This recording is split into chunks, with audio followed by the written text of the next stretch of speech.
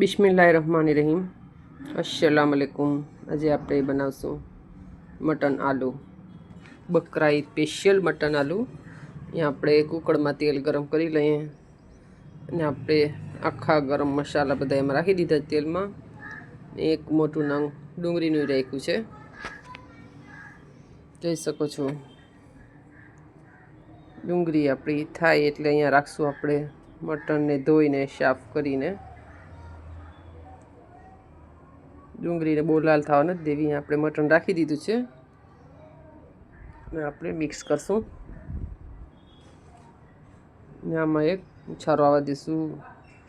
એમાં વરાળ આવે એટલે એમાં રાખશું આપણે આદુ લસણની પેસ્ટ અને હવે રાખશું અહીંયા મસાલા. અહીંયા આપણે રાખ્યા છે ધાણા મરચાં હળદર મીઠું અને ગરમ મસાલો. અહીંયા રાખ્યું છે આપણે દહીં. બધું આપણે મિક્સ કરી અને આપણે ભૂંજાવા દઈશું.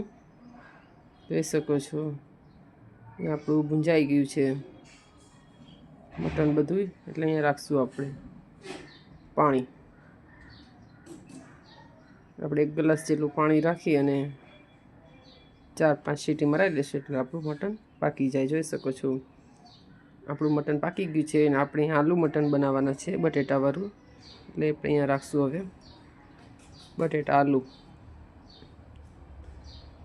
રાખીને થોડુંક પાણી રાખશું. પાણી આપણું ઓછું છે બટેટાના ભાગનું પકાવવા માટે. અહીંયા આપણે 2 મરચાં રાખશું ને બટેટાના ભાગનું આપણે મીઠું રાખશું ને આ બધું મિક્સ કરી અને 2 સીટી મરાવી લઈશું એટલે આપણું મટન અને આલુ 2 પાકી ગયા છે. અને હવે આપણે સર્વ કરી લઈએ.